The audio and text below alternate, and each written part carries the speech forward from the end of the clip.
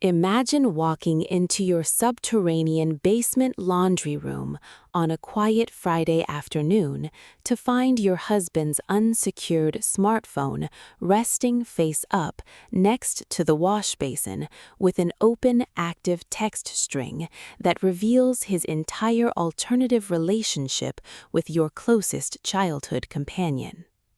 It doesn't initialize with a loud theatrical screaming match or shattered glass flying across the kitchen corridor. It begins with the absolute cold mechanical stillness of a digital text banner glowing in the dim light of a concrete wash suite, and the freezing absolute clarity that settles in your chest when you realize the man whose lifestyle you funded with 12-hour trauma nursing shifts has just departed for a luxury weekend angling trip on Lake Michigan, completely confident that his domestic camouflage was secure. I didn't lose my balance, I didn't drop the laundry basket, and I didn't dial his number to weep down the cellular line. I simply waited for his transit vehicle to clear the county perimeter, organized a massive unannounced backyard liquidation sale across our entire suburban neighborhood, and systematically sold his pristine, prized baseball collections, his elite graphite angling equipment, his gaming networks, and his custom designer outerwear for exactly $1 per unit. When he returned to our villa on Sunday evening, expecting a warm meal and a submissive spouse, he was met with an entirely hollowed-out structural shell and a cold, unappealable divorce petition waiting on the bare floorboards. Let me show you how a precise, detail-oriented medical professional can convert a cheating partner's private hobbies into a public yard sale execution without ever raising her pitch. My name is Harper. I am 31 years old. If you saw me managing the high-precision automated emergency equipment and complex critical care compliance logs behind the double-glass doors at a prominent regional trauma hospital in Grand Rapids, Michigan, you would see a highly resilient, completely methodical woman. I have striking, rich copper-red hair that I keep styled in a clean, elegant shoulder-length cut, deep amber-brown eyes that have spent a decade monitoring real-time biological variancings, and a life measured entirely by the unyielding laws of data verification and structural documentation. I didn't inhabit a disorganized world where things happened by accident or emotional impulse. My home was a custom-designed, contemporary minimalist villa located in an upscale suburban perimeter overlooking the valley, a space built on 9 years of absolute simple devotion and a rigid lifestyle pattern funded entirely by my own clinical labor. I managed the household accounts, monitored our network firewalls, and balanced our shared checking profiles with the exact same mathematical precision I used to stabilize critical trauma patients during an emergency code. I trusted that our transparent domestic routine was a permanent shield against the world. To our neighborhood and commercial circle, my marriage to Owen was the absolute benchmark of a stable, deeply aligned modern partnership. We didn't have separate financial silos, hidden luxury accounts, or unresolved domestic friction. We utilized synchronized calendar applications, maintained a transparent shared ledger on the cloud, and relied completely on the predictable schedule of my hospital shifts. Because Owen worked as a standard machinery operator at a local commercial assembly line, his lower income matrix required me to continuously take on grueling weekend overtime blocks to secure the primary deed to our property. I believed that this structural transparency was the ultimate proof of mutual honor, completely unaware that the safety protocols I designed were about to map out the complete destruction of my innocence. My husband, Owen, was 32. He was a manual assembly line worker whose public charm was simple, relaxed, and immensely effective with our suburban peers. He was broad-shouldered with a wardrobe full of premium branded outerwear, dark hair that he kept perfectly groomed for weekend social gatherings, and a confident, easy laugh that made him highly popular at the local sports associations. He was the model of a supportive, deeply appreciative partner during my long critical care runs. He spent his free time building an expansive, high-value personal inventory inside our home study, a space dedicated entirely to his prized collections of vintage professional baseball cards, elite custom-fabricated carbon fishing rods, and high-end digital entertainment servers. He always positioned himself as the primary curator of our domestic comfort, constantly reminding me that his outdoor angling trips to the deep waters of Lake Michigan were his only mechanism to escape the stress of the manufacturing floor. I trusted that quiet working-class pride implicitly.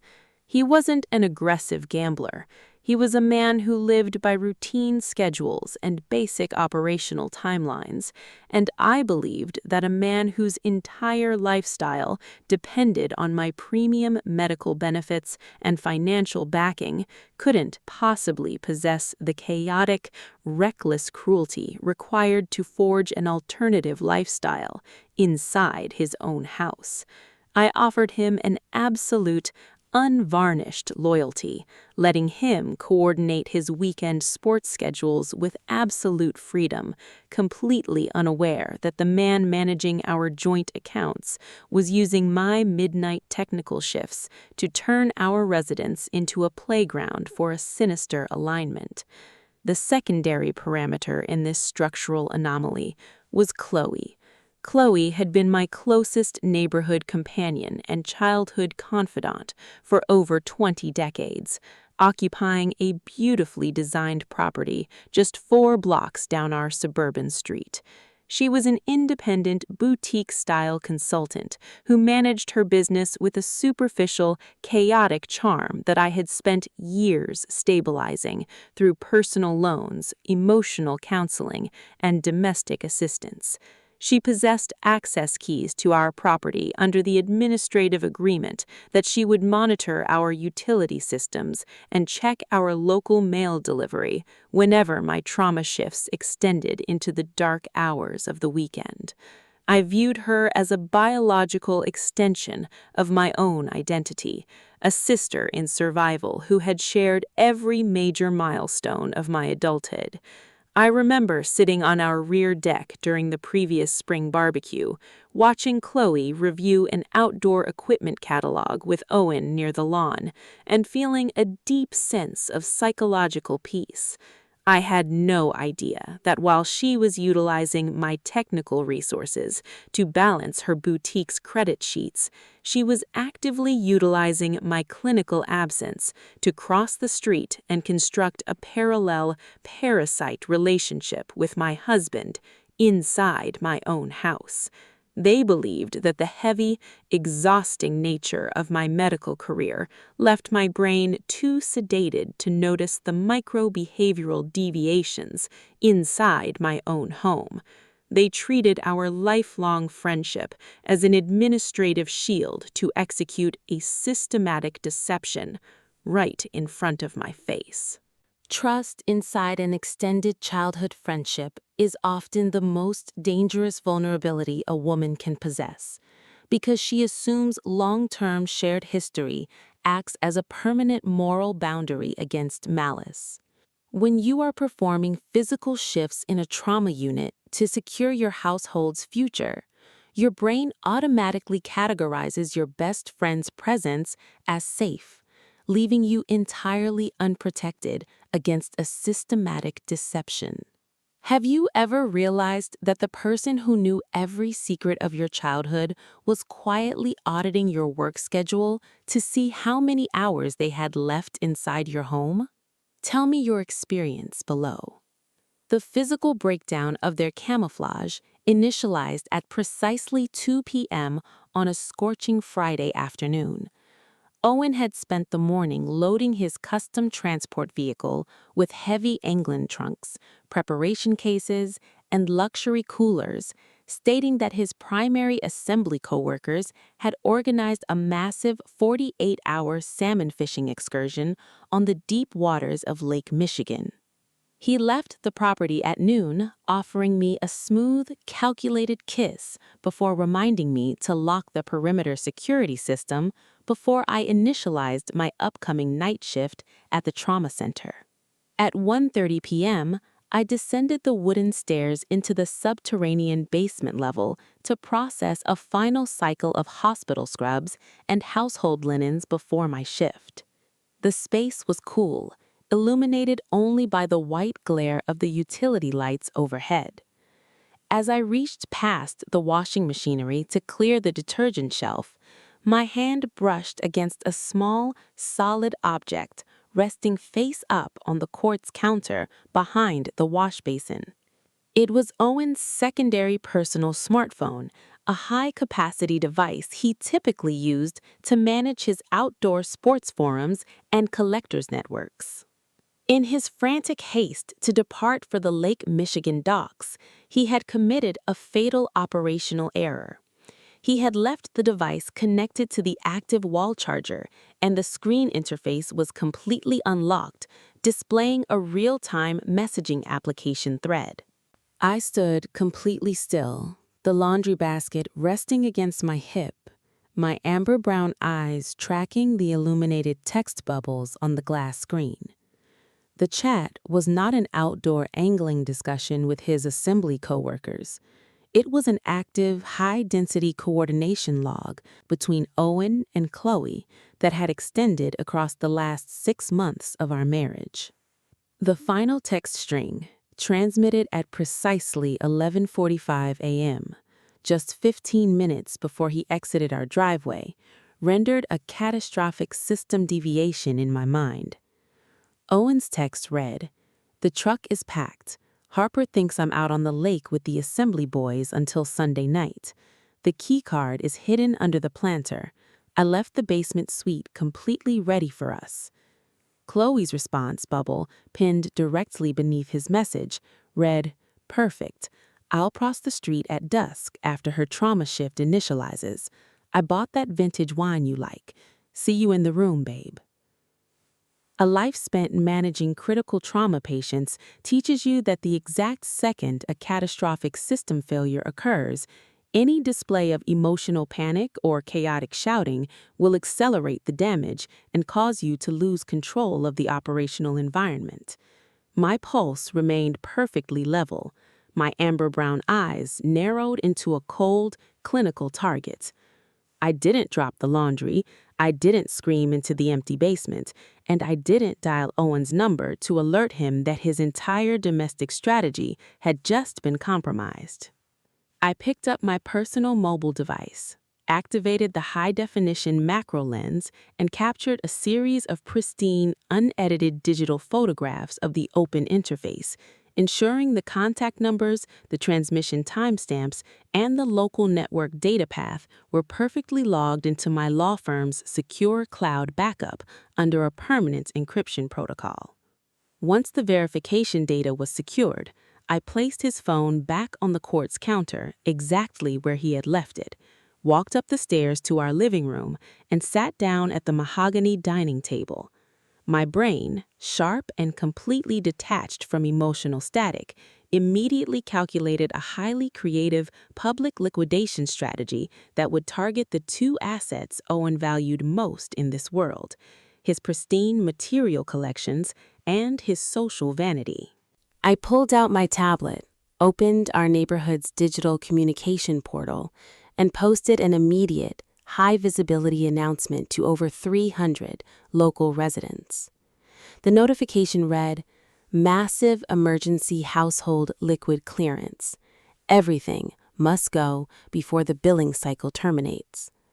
Complete estate inventory, including high-end sports equipment, premium digital gaming hardware, custom designer apparel, and rare collector's assets will be liquidated on the back lawn this Saturday morning starting at 7 a.m. sharp.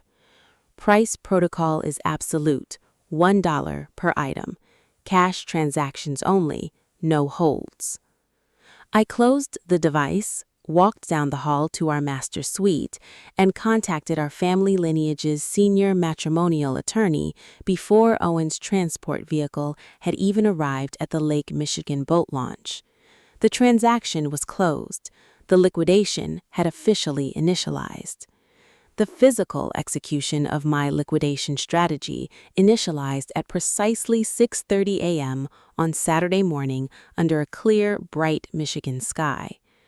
I didn't spend the night weeping into my pillow. I spent those dark hours dismantling Owen's private sanctuary, piece by piece.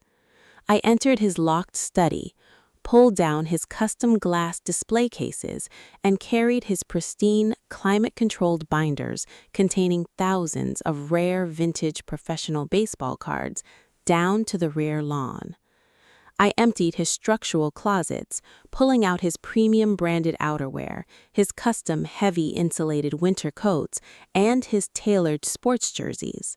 I disconnected his premium PlayStation 5 digital entertainment console, packed the high-capacity controllers and elite gaming software arrays into industrial crates, and organized his entire collection of custom fabricated graphite fishing rods and high-end carbon reel systems along the wooden fence line. By 7 a.m. sharp, the perimeter of our backyard was completely gridlocked. Over 100 suburban residents, local collectors, and bargain hunters had arrived in trucks and SUVs, their eyes wide with absolute astonishment as they surveyed a multi-thousand-dollar luxury inventory neatly laid out across the grass with massive white signs reading, "Any item, $1." The atmosphere resembled a rapid, chaotic corporate liquidation.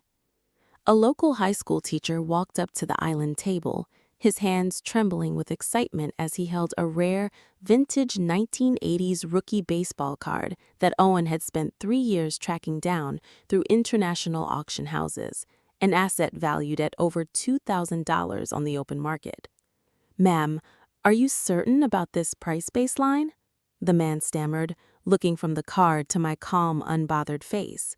"This single binder is worth more than my monthly mortgage payment. Is this a system error?" "The price protocol is absolute, sir," I replied, my voice perfectly level, carrying the flat deadness of a trauma nurse processing a routine entry. $1. Place the cash in the metal container. The cash box clicked continuously throughout the morning. Teenage neighbors carried away his pristine PlayStation 5 system and 3 virtual reality headsets for a $5 bill. Local angling enthusiasts cleared out his custom graphite rods, his titanium tackle matrices, and his high-end outdoor survival gear for less than the cost of a value meal downtown. By 1 p.m., the backyard was a scene of total, absolute depletion. Every single material anchor Owen had used to define his masculine identity across the suburban country clubs was scattered into the living rooms and garages of his own neighbors.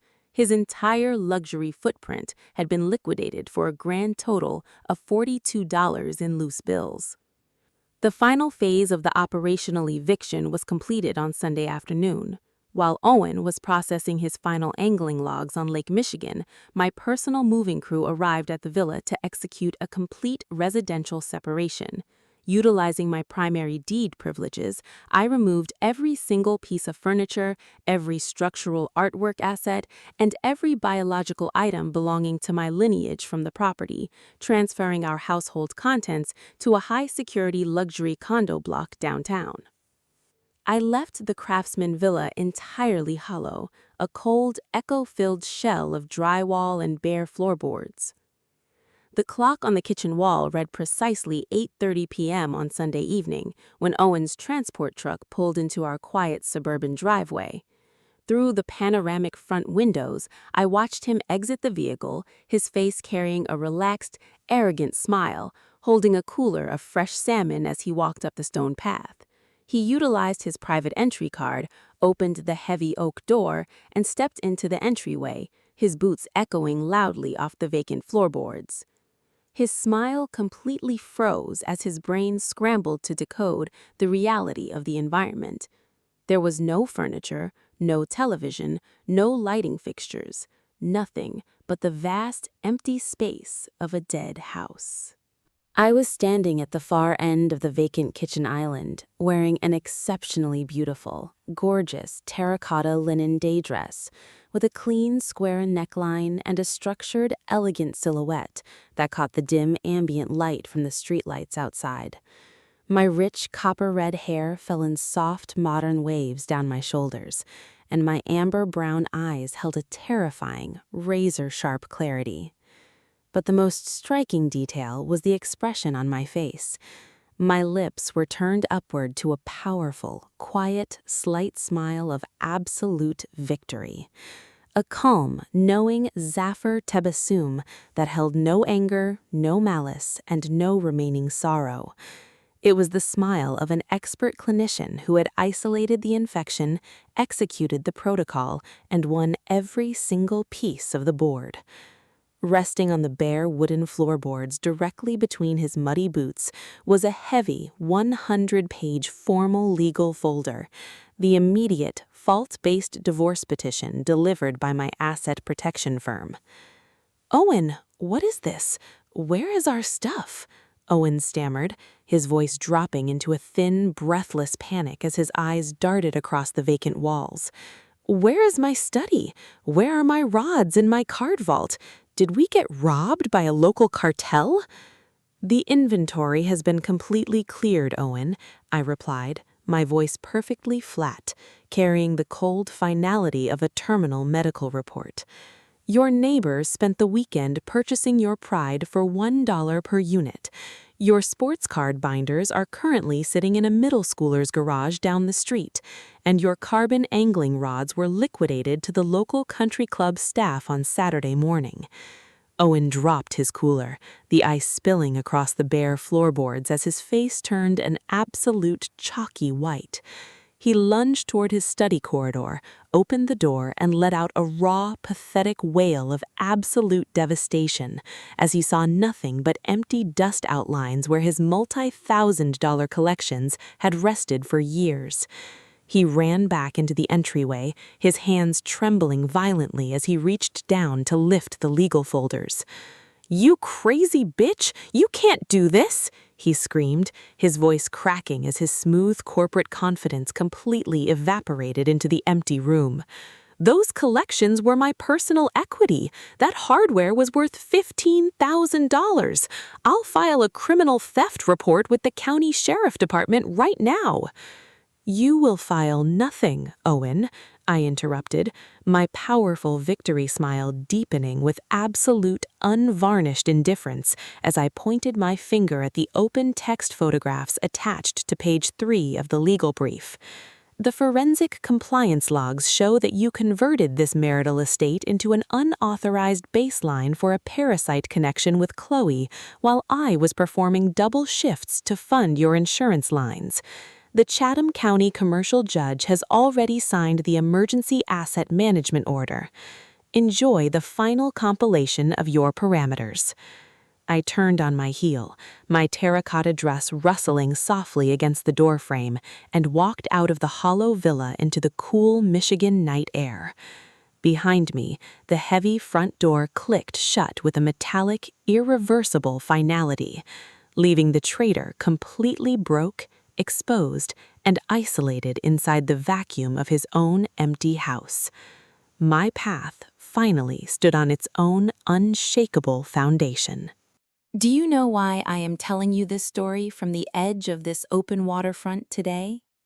Because the predators and deceivers of this world want you to believe that if you are a regular, structured person who focuses on your data and trusts your family, you are too weak to defend your own life. They think that because you are quiet, because you ignore their small slights while working double shifts in a trauma unit to support them, they must be blind to their large conspiracies. They believe that a gaslit heart will always collapse into useless tears. But they do not understand the absolute, unalterable laws of patience and documentation. Your life does not belong to the people who try to manipulate your absence using your own house keys. And you don't need a loud screaming match, a public scene, or a chaotic confrontation to execute absolute justice.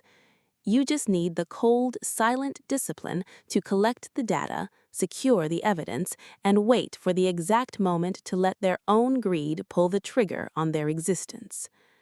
Owen thought he could steal my sanctuary because I was a quiet nurse at a hospital screen.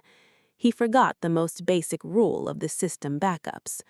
The woman who manages the files always knows exactly how to liquidate the assets. I am Harper. The audit is finalized. The asset is secured. And my path finally stands on its own unshakable foundation.